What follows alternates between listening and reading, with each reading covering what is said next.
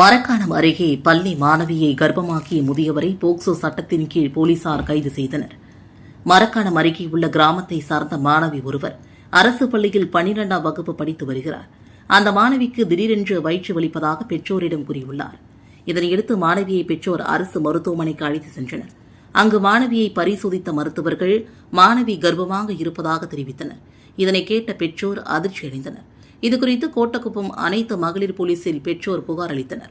அப்போது போலீசார் நடத்திய விசாரணைகள் பாதிக்கப்பட்ட மாணவியிடம் வடகோடிப்பாக்கம் பகுதியை சார்ந்த பெருமாள் வயது 63 என்பவர் மாணவியிடம் பழகி வந்தபோது அவர் ஆசை வார்த்தை கூறி மாணவியிடம் உல்லாசமாக இருந்ததும் தெரிய வந்தது. இதில் மாணவி கர்ப்பமாகியுள்ளார். இதனையடுத்து பெருமாள் மீது போக்சோ சட்டத்தில் வழக்கு பதிவு செய்து தலைவரைமான பெருமாளை தேடி வந்த நிலையில் அவர் மரக்காணம் அருகே சவுக்குத்தோப்பில் பதுங்கியிருந்ததும் தெரிய வந்தது. அவரை போலீசார் கைது செய்து சிறையில் அடைத்தனர். பெங்களூருவில் தந்தை, தாய் மற்றும் தங்கையை கொலை செய்த இளம்பெண் ஸ்வேதா புதுச்சேரியில் கைது செய்யப்பட்ட நிலையில் தலைமறைவாக இருந்த அவரது காதலன் கென்னத்தையும் புதுச்சேரி போலீசார் கைது செய்துள்ளனர். பெங்களூருவை சார்ந்த கம்ப்யூட்டர் என்ஜினியரான ஸ்வேதா ஆந்திராவை சார்ந்த கென்னத்தை காதலித்து வந்தார். இந்த காதலுக்கு பெற்றோர் எதிர்ப்பு தெரிவித்ததால் இருவரும் வீட்டை விட்டு வெளியேறி ஒன்றாக வசித்து வந்தனர். இதற்கிடையில் கிரெடிட் கார்டு மூலமாக ரூபாய் 30 லட்சம் வரை கடன் வாங்கிய ஸ்வேதா அந்த கடனை அடைப்பதற்காக பெற்றோரிடம் சொத்தில் தனது பங்கை கேட்டதாகவும் அவர்கள் மறுத்ததால் கொலை செய்ய திட்டமிட்டதாகவும் விசாரணையில் தெரியவந்துள்ளது. அதன்படி தனது தாய், தந்தை மற்றும் தங்கையை தனித்தனியாக அடுக்குமாடி குடியிருப்புக்கு வரவழைத்து காதலன் கென்னத்துடன் இணைந்து மூவரையும் கொலை செய்துவிட்டு இருவரும் தலைமறைவாக்கினர். இந்த சம்பவம் கர்நாடகா முழுவதும் பெரும் அதிர்ச்சியை ஏற்படுத்தியது.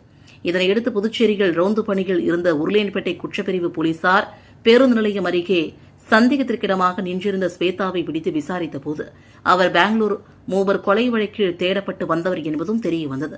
பின்னர் அவரை பெங்களூர் போலீசாரிடம் ஒப்படைத்தனர். இந்நிலையில் தலைமறைவாக இருந்த கென்னத் புதுச்சேரி அண்ணா நகரில் உள்ள ஒரு மதுபாரிலிருந்து வெளியே வந்தபோது போலீசார் மடக்கி பிடித்தனர். காவல் நிலையத்திற்கு அழைத்து செல்லும் வழியில் பைக்கிலிருந்து குதித்து தப்பிக்க முயன்ற கென்னத்தை கீழே விழுந்து காயமடைந்த நிலையிலும் போலீஸ்கார் ராமலிங்கம் விடாமுயற்சியுடன் விரட்டி பிடித்தார். பின்னர் கென்னத்திலிருந்து பணம் மற்றும் நகைகள் பறிமுதல் செய்யப்பட்டு நள்ளிரவில் பெங்களூர் போலீசாரிடம் ஒப்படைக்கப்பட்டார். ஒடிசாவில் இருந்து ரயில் மூலமாக கஞ்சா கடத்தி வந்து விற்பனையில் ஈடுபட்ட வடமாநில வாலிபர் உட்பட இருவரை போலீசார் கைது செய்து அவர்களிடமிருந்து சுமார் 4 கிலோ கஞ்சாவை பறிமுதல் செய்தனர். விழுப்புரம் மாவட்டம் கோட்டக்குப்பம் நகராட்சிக்குட்பட்ட சின்ன கோட்டக்குப்பம் பகுதியில் போலீசார் நடத்திய வாகன சோதனைகள் சந்தேகத்திற்கிடமாக நின்றிருந்த இருவரை பிடித்து விசாரணை மேற்கொண்டனர். விசாரணையில் ஒடிசா மாநிலத்தை சார்ந்த பாபிதாஸ் வயது 35 மற்றும் புதுச்சேரி ரெட்டியார்பாளையத்தை சார்ந்த ஸ்டீபன் ராஜ் வயது 26 என்பவர்கள் என்பதும் தெரிய வந்தது. மேலும் பாபிதாஸ் ஒடிசாவிலிருந்து ரயில் மூலமாக கஞ்சா வாங்கி வந்து புதுச்சேரி மற்றும் தமிழகத்தின் பல பகுதிகளில் விற்பனை செய்து வந்ததும், ஸ்டீபன் ராஜுக்கு கஞ்சா வழங்க வந்ததும் போலீஸ் விசாரணையில் வெளிச்சத்திற்கு வந்தது. இதனையடுத்து அவர்களிடமிருந்து 4 கிலோ உயர்தர கஞ்சா மற்றும் 2 செல்போன்கள் பறிமுதல் செய்யப்பட்டன. இருவர் மீதும் வழக்கு பதிவு செய்த போலீசார் நீதிமன்றத்தில் ஆஜர்படுத்தி சிறையில் அடைத்தனர். நீட் தேர்வை ரத்து செய்ய வலியுறுத்தி இந்திய மாணவர் சங்கத்தினர் ஊர்வலமாக வந்து ஆர்ப்பாட்டத்தில் ஈடுபட்டனர். நீட் தேர்வில் தொடர்ந்து எழும் குளறுபடிகள், வினாத்தாள் கசிவு சம்பவங்கள் மற்றும் மாணவர்கள் மீதான மன அழுத்தம் காரணமாக தேசிய தேர்வு முகமையை உடனடியாக கலைக்க வேண்டும் என்று வலியுறுத்தி இந்திய மாணவர் சங்கம் புதுச்சேரியில் போராட்டம் நடத்தியது. நேரு வீதி, காந்தி வீதி சந்திப்பில் இருந்து ஊர்வலமாக புறப்பட்ட மாணவர்கள் தலைமை தபால் நிலையத்தை முற்றுகையிட்டு ஆர்ப்பாட்டத்தில் ஈடுபட்டனர்.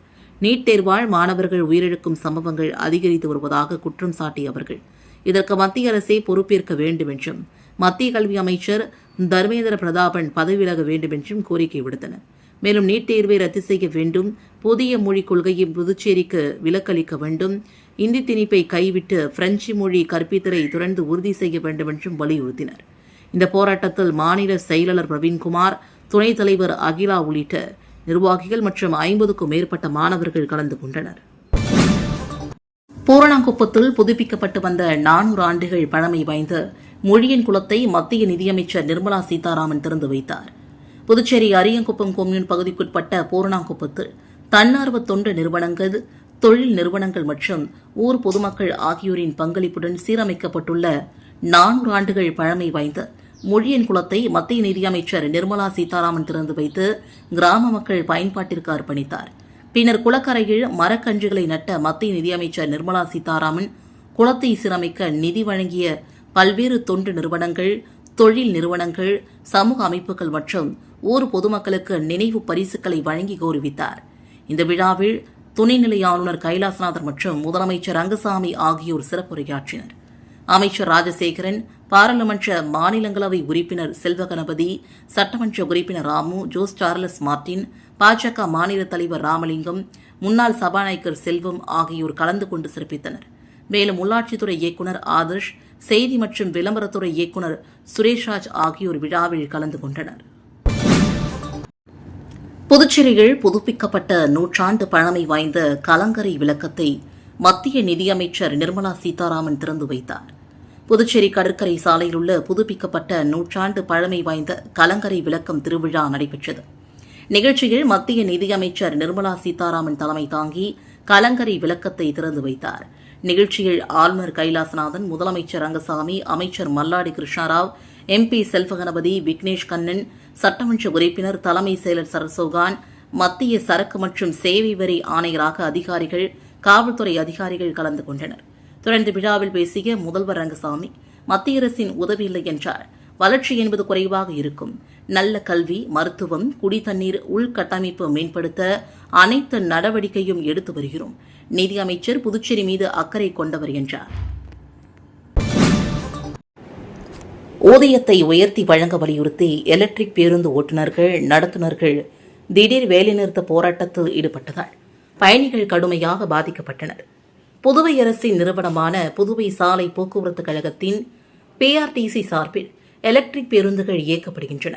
இந்த பேருந்துகள் கிராமப்புறங்கள் மற்றும் நகர்ப்புறங்களில் இயக்கப்படுவதால் பொதுமக்கள் பயனடைந்து வந்தனர். இந்நிலையில் எலக்ட்ரிக் பேருந்து டிரைவர்கள் மற்றும் கண்டக்டர்கள் சம்பள உயர்வு வழங்க வேண்டும் என்று பல மாதங்களாக நிர்வாகத்திடம் வலியுறுத்தி வந்தனர்.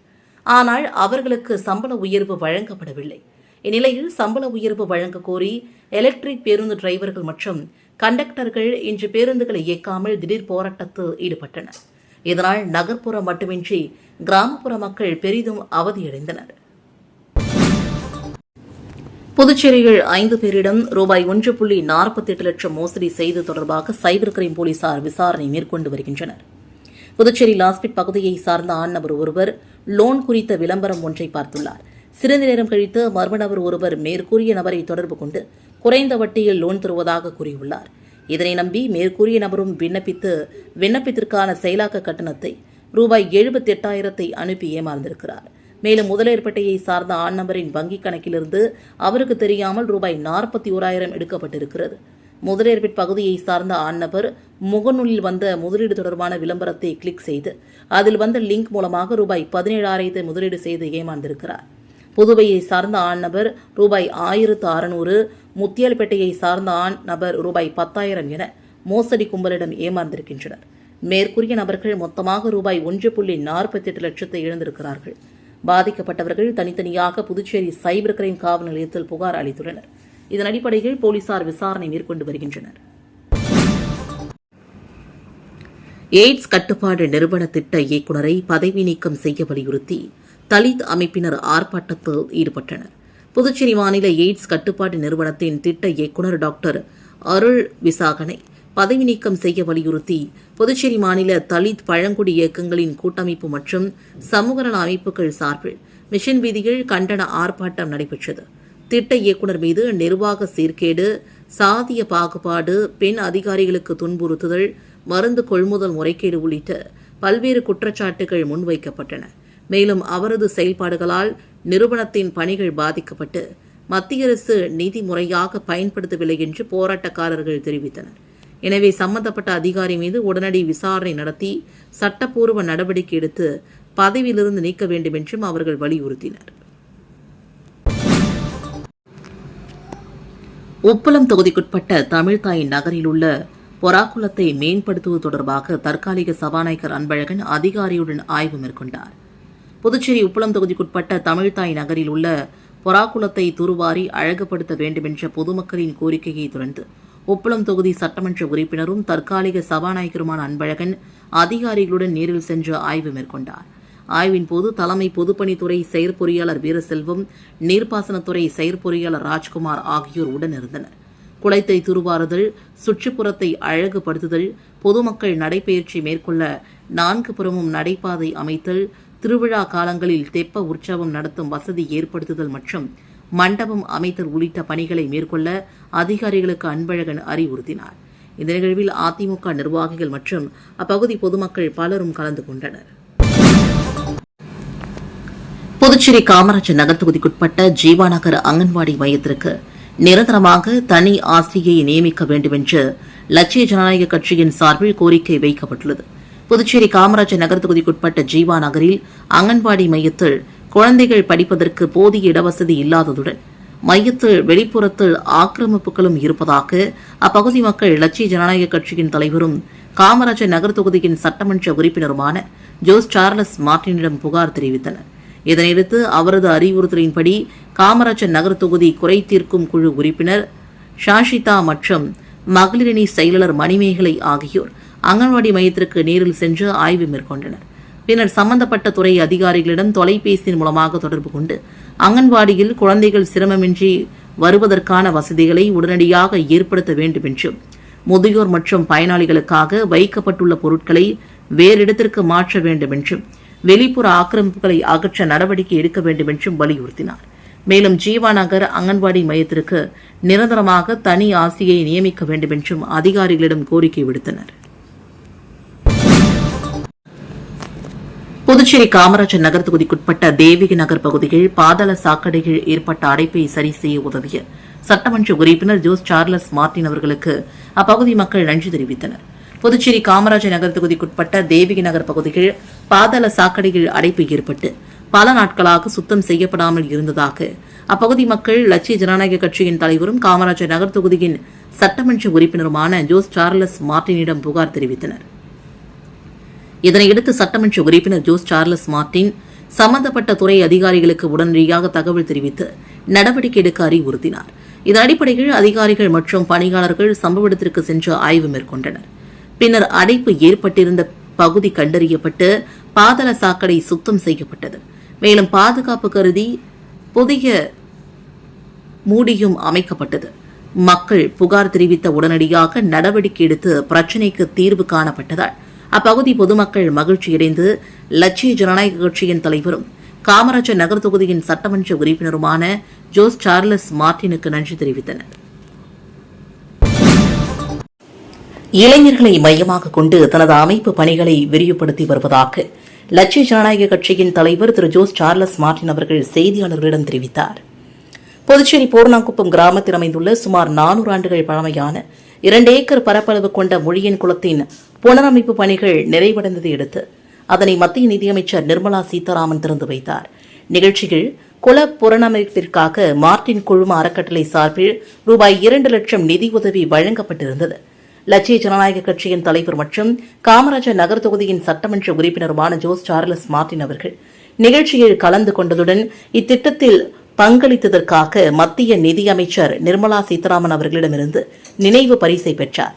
பின்னர் செய்தியாளர்களை சந்தித்த ஜோஸ் சார்லஸ் மார்டின் குழுமத்தின் சமூக பொறுப்பு CSR நிதியின் மூலமாக நீர்நிலை பாதுகாக்கும் பணிகள் தொடர்ந்து பங்களித்து வருவதாகவும், ராமநாதபுரம் மாவட்டத்தில் நீர்நிலைகளை சீரமைத்து 5 லட்சத்திற்கும் மேற்பட்ட மக்கள் பயன்பெற்றுள்ளதாகவும் தெரிவித்தார்.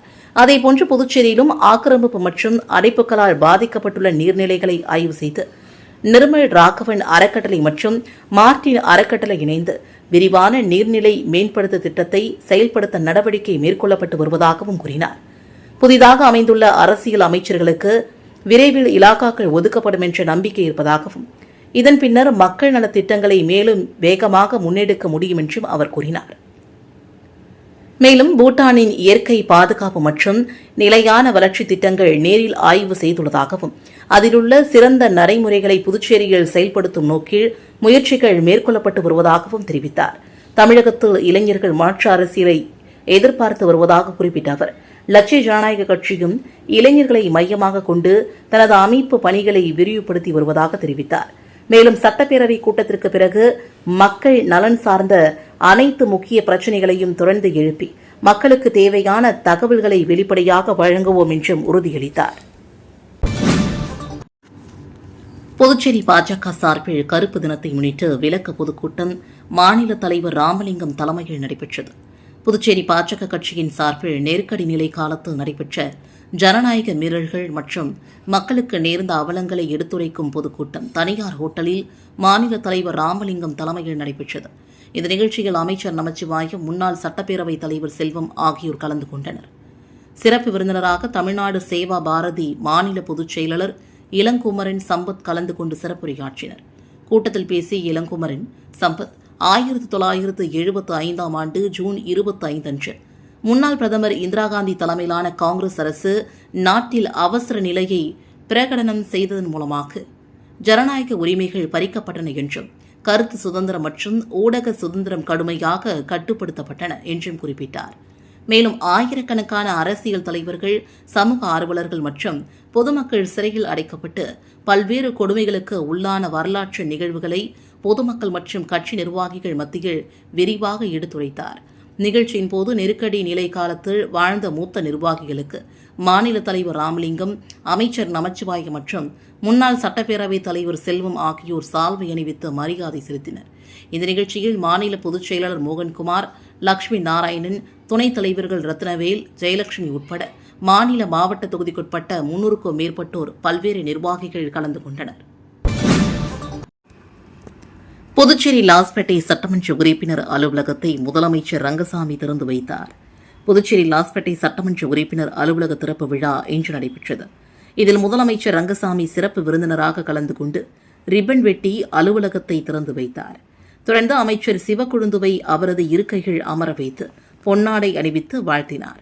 இந்த நிகழ்ச்சியில் அமைச்சர்கள், சட்டமன்ற உறுப்பினர்கள், கூட்டணி கட்சியின் நிர்வாகிகள், அரசு அதிகாரிகள் மற்றும் பொதுமக்கள் கலந்து கொண்டு அமைச்சர் சிவக்கொழுந்து மற்றும் சப்தகிரி அறக்கட்டளை பொறுப்பாளர் VPS ரமேஷ்குமாருக்கு வாழ்த்துக்களை தெரிவித்தனர். பல்வேறு அமைப்புகள் சார்பில் பொன்னாடை, பூங்கொத்து மற்றும் நினைவு பரிசுகளும் வழங்கப்பட்டன. புதுச்சேரியில் மீனவர்களுக்கான 5 மாத முதியோர் ஓய்வூதிய தொகை ₹14 கோடியை அவரவர் வங்கிக் கணக்கில் செலுத்த மீன்வளத்துறை சார்பில் ஏற்பாடு செய்யப்பட்டு வருகிறது. புதுச்சேரி மீனவர் நலத்துறை மூலமாக மீனவர்களுக்கு முதியோர் ஓய்வூதியம் வழங்கப்படுகிறது. தேர்தல் நிர்வாக காரணங்களால் ஓய்வூதியம் கடந்த பிப்ரவரி மாதம் முதல் வழங்கப்படவில்லை. அதன்படி 5 மாத ஓய்வூதியம் நிலுவையில் உள்ளது குறித்து அமைச்சர் மல்லாடி கிருஷ்ணராவை சந்தித்து மீனவர்கள் முறையிட்டனர். அவரும் உரிய நடவடிக்கை எடுப்பதாக உறுதியளித்தார். இந்நிலையில் மீன்வளத்துறை சார்பு செயலர் மாலதி வெளியிட்டுள்ள உத்தரவில் 5 மாத ஓய்வூதிய தொகை வழங்க துணைநிலை ஆளுநர் ஒப்புதல் அளித்திருக்கிறார்.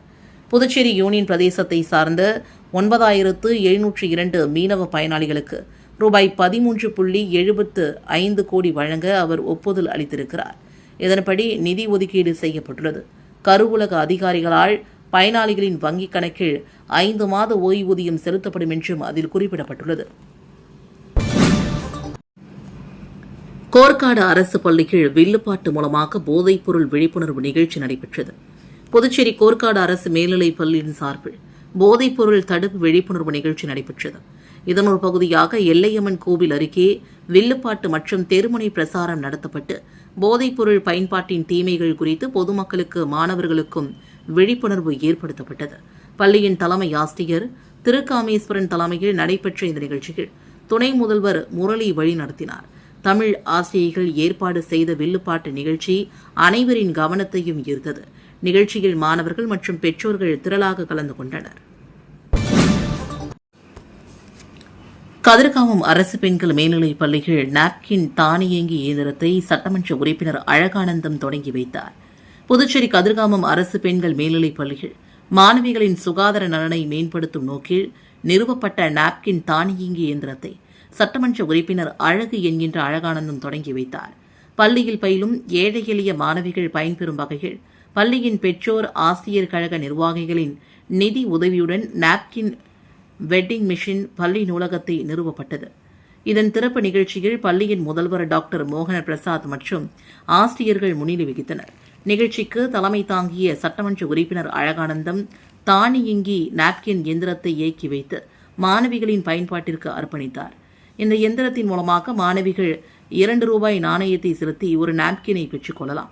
மாணவிகளுக்கு தேவையான ₹2 நாணயங்களையும் பெற்றோர் ஆசிரியர் கழகம் பள்ளி நிர்வாகத்திடம் வழங்கியுள்ளது.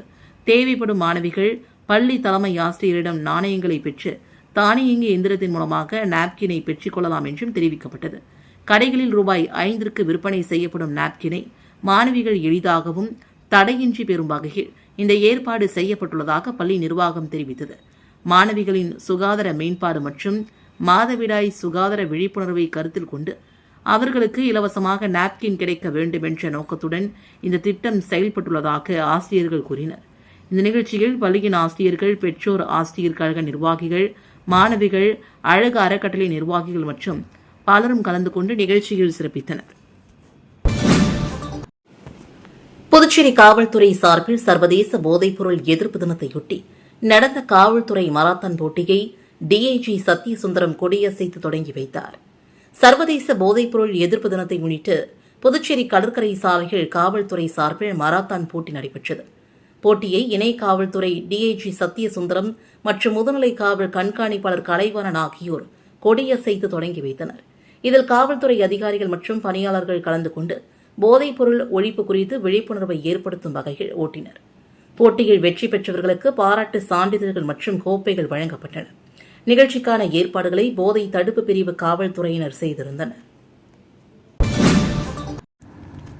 புதுச்சேரி பிராந்தியத்தில் நாளை மறுநாள் 424 இடங்களில் போலியோ சொட்டு மருந்து முகாம் நடைபெறவுள்ளதாக சுகாதாரத்துறை அறிவித்துள்ளது.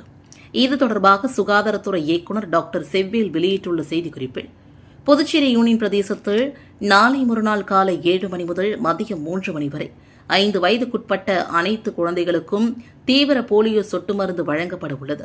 மொத்தம் 74,124 குழந்தைகள் பயனடையும் வகையில் 424 முகாம்கள் மற்றும் பேருந்து நிலையம், ரயில் நிலையம், கோவில்கள், பூங்காக்கள் உள்ளிட்ட 31 சிறப்பு மையங்களில் ஏற்பாடுகள் செய்யப்பட்டுள்ளன.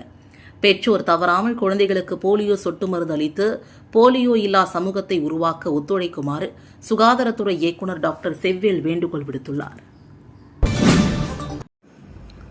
மங்கலம் தொகுதிக்குட்பட்ட ஆனந்தபுரம் கிராமத்தில் புதிய பால் குளிரூட்டும் நிலையத்தை சட்டமன்ற உறுப்பினர் ரவிக்குமார் திறந்து வைத்தார். புதுச்சேரி மாநிலம் மங்கலம் தொகுதிக்குட்பட்ட ஆனந்தபுரம் கிராமத்தில் கூட்டுறவு பால் சங்கத்தின் மூலமாக அமைக்கப்பட்ட புதிய பால் குளிரூட்டும் நிலையம் இன்று திறந்து வைக்கப்பட்டது. புதுச்சேரியில் பால் உற்பத்தி மற்றும் தரத்தை மேம்படுத்தும் நோக்கில் பான்லெட் நிறுவனம் செயல்படுத்தி வரும் திட்டத்தின் ஒரு பகுதியாக இந்த மையம் அமைக்கப்பட்டுள்ளது. திறப்பு விழாவில் வில்லியனூர் தொகுதியின் சட்டமன்ற உறுப்பினர் ரவிக்குமார் கலந்து கொண்டு நிலையத்தை திறந்து வைத்தார். இந்த மையத்தின் மூலமாக ஆனந்தபுரம் மற்றும் சுற்றுவட்டார பகுதிகளிலிருந்து சேகரிக்கப்படும் பால் தர பரிசோதனை செய்யப்பட்டு குளிர்விக்கப்பட்டு பின்னர் குருமாம்பேட்டில் உள்ள பான்லே பிரதான பால் பண்ணைக்கு அனுப்பப்படும். இதன் மூலமாக உள்ளூர் பால் உற்பத்தியாளர்கள் நேரடியாக பயனடைவதுடன் பாலின் தரம் மற்றும் பாதுகாப்பு மேம்படும் என்றும் எதிர்பார்க்கப்படுகிறது. பட்டாக்கத்தியுடன் பொதுமக்களை மிரட்டிய பிரபல ரவுடியை தவளக்குப்பம் போலீசார் கைது செய்து சிறையில் அடைத்தனர். புதுச்சேரி தவளக்குப்பம் அடுத்த டிஎன் பாளையம் மாரியம்மன் கோவில் அருகே ஒரு வாலிபர் பட்டா கத்திகளுடன் அவ்வழியாக வந்து செல்லும் பொதுமக்களை கத்தியை காட்டி மிரட்டுவதாக தவளக்குப்பம் போலீசாருக்கு தகவல் வந்தது. இதனையடுத்து சப் இன்ஸ்பெக்டர் விஜயகுமார் தலைமையில் தலைமை காவலர் செல்வராஜ் மற்றும் ஆனந்தராஜ் ஆகியோர் சம்பவ இடத்திற்கு சென்று கண்காணித்தனர். அப்போது போலீசாரை கண்டதும் அந்த வாலிபர் தப்பி ஓட முயன்றார். அவரை மடக்கி பிடித்து விசாரித்தனர். விசாரணையில் அவர் டிஎன் பாளையம் உடையார் தெருவை சார்ந்த சக்திவேல் மகன் சன் என்ற சண்முகம், வயது 25 என்பதும் இவர் மீது ஏற்கனவே கொலை, கொள்ளை, வழிப்பறி, கஞ்சா அடிதடி, சண்டை உள்ளிட்ட 7 வழக்குகள் நிலுவையில் உள்ளதும் தெரிய வந்தது. எனவே அவரை கைது செய்த போலீசார் அவரிடமிருந்து 2 பட்டா கத்திகள் மற்றும் ஒரு செல்போன் ஆகியவைகளை பறிமுதல் செய்து நேற்று நீதிமன்றத்தில் ஆஜர்படுத்தி காலாப்பட்டு மத்திய சிறையில் அடைத்தனர். புதுச்சேரி சேதராப்பட்டு தனியார் தொழிற்சாலையில் ரூபாய் 5 லட்சம் மதிப்புள்ள காப்பர் பொருட்களை திருடிய நபரை போலீசார் கைது செய்தனர். புதுச்சேரி சேதராப்பட்டில் இயங்கி வரும் தனியார் தொழிற்சாலை வளாகத்தில் உள்ள பொருட்களை அதிகாரிகள் சோதனை செய்தபோது அங்கிருந்து ரூபாய் 5 லட்சம் மதிப்பிலான காப்பர் பொருட்கள் திருடப்பட்டுள்ளது தெரியவந்தது. இதுகுறித்து தொழிற்சாலை எஸ்டேட் மேலாளர் அரவிந்தன் சேதராப்பட்டு போலீசில் புகார் அளித்தார். இதன் அடிப்படையில் போலீசார் வழக்கு பதிந்து விசாரித்தனர். தொழிற்சாலையில் உள்ள சிசிடிவி கேமரா காட்சிகளை பார்வையிட்ட போது கம்பெனிக்கு பெயிண்டிங் வேலை செய்ய வந்திருந்த சொத்திக்கேணி அம்பேத்கர் வீதியை சார்ந்த வெற்றிவேல், வயது 35, பாகூர் இருளஞ்சந்தை சிலம்பரசன் ஆகியோர் காப்பர் பொருட்களை திருடி செல்வதும் தெரிய வந்தது.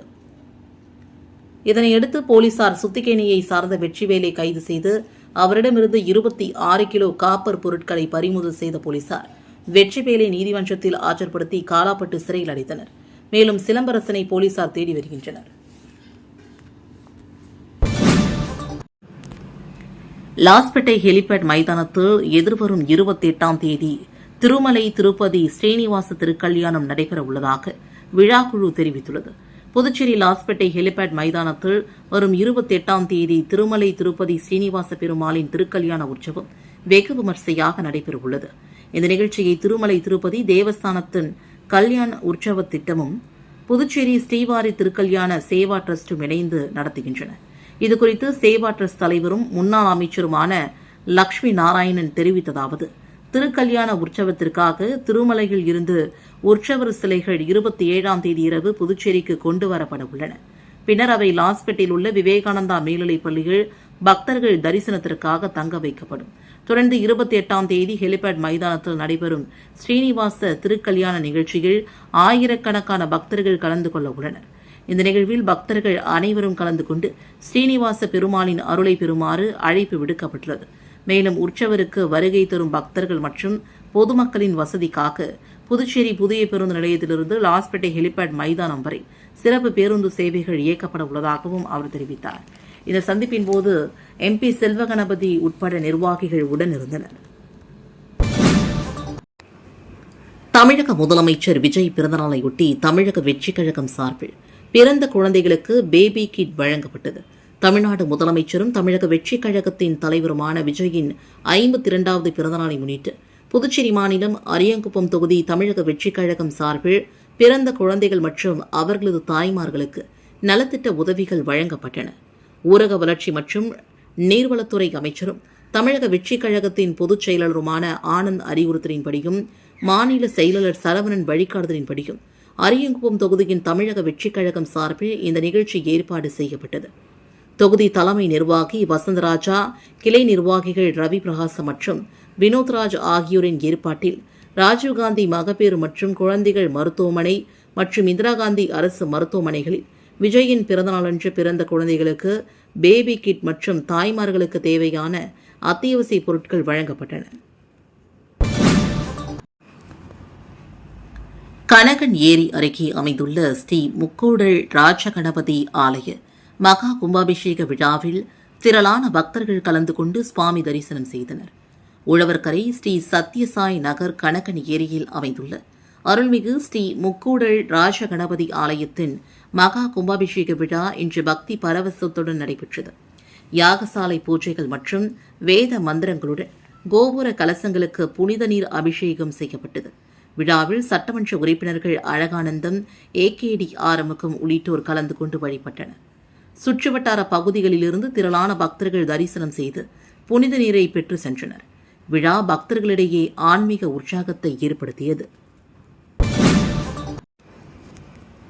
விலையூர் ஸ்ரீபெருந்தேவி தாயார் சமேத ஸ்ரீ வரதராஜ பெருமாள் ஆலய பிரம்மோற்சவ விழாவை முன்னிட்டு நடைபெற்ற வீதி உலாவில் திரளான பக்தர்கள் கலந்து கொண்டு சுவாமி தரிசனம் செய்தனர். விலையூரில் உள்ள பிரசித்தி பெற்ற ஸ்ரீபெருந்தேவி தாயார் சமேத ஸ்ரீ வரதராஜ பெருமாள் கோவிலில் 22வது ஆண்டு பிரம்மோற்சவ விழா மிக சிறப்பாக நடைபெற்று வருகிறது. விழாவின் 4ஆம் நாள் உற்சவத்தை முன்னிட்டு நேற்றிரவு சிறப்பு அலங்காரத்தில் சேஷ வாகனத்தில் எழுந்தருளிய ஸ்ரீ வரதராஜ பெருமாள் மாட வீதிகளில் திருவீதி உலா வந்து பக்தர்களுக்கு அருள் பாலித்தார். இதில் திரளான பக்தர்கள் கலந்து கொண்டு சுவாமி தரிசனம் செய்தனர். பின்னர் பக்தர்களுக்கு பிரசாதம் வழங்கப்பட்டது. விழாவின் முக்கிய நிகழ்வுகளாக கருட சேவை, திருக்கல்யாண உற்சவம் மற்றும் தேரோட்டம் நடைபெறவுள்ளன. மொரட்டாண்டி பிரித்திங்கரா ஆசிரமத்தில் 16 அடி உயர லட்சுமி நரசிம்மருக்கு 108 பொருட்களால் நடந்த பிரம்மாண்ட அபிஷேக விழாவில் திரளான பக்தர்கள் கலந்து கொண்டு சுவாமி தரிசனம் செய்தனர்.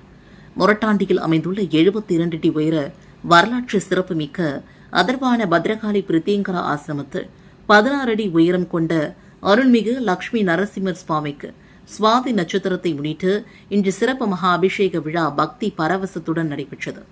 ஒவ்வொரு மாதமும் சுவாதி நட்சத்திர நாளில் நடைபெறும் இந்த விசேஷ அபிஷேகத்தில் இம்மாதம் 108 லிட்டர் பால், 108 லிட்டர் தயிர், 108 கிலோ மஞ்சள், 108 கிலோ சந்தனம், 108 லிட்டர் கரும்பு சாறு உள்ளிட்ட பல்வேறு புனித திரவியங்களில் கொண்டு பிரம்மாண்ட அபிஷேகம் செய்யப்பட்டது. இந்த அபிஷேக நிகழ்வை ஆசிரம பீடாதிபதி நடத்தூர் ஜனார்த்தன சுவாமிகள், இளைய பீடாதிபதி வரத தேசிங்கன், ஆசிரம தலைமை அர்ச்சகர் பாலாஜி பட்டர் மற்றும் பட்டாச்சாரியர்கள் தலைமையில் வேத மந்திரங்கள் முழங்க சிறப்பாக நடத்தினர். அபிஷேகத்தை தொடர்ந்து சிறப்பு அலங்காரம், தீபாராதனை மற்றும் பக்தர்களுக்கு பிரசாதம் வழங்கும் நிகழ்ச்சிகளும் நடைபெற்றன. இதில் திரளான பக்தர்கள் கலந்து கொண்டு லட்சுமி நரசிம்மரை தரிசித்து அருள் பெற்றனர்.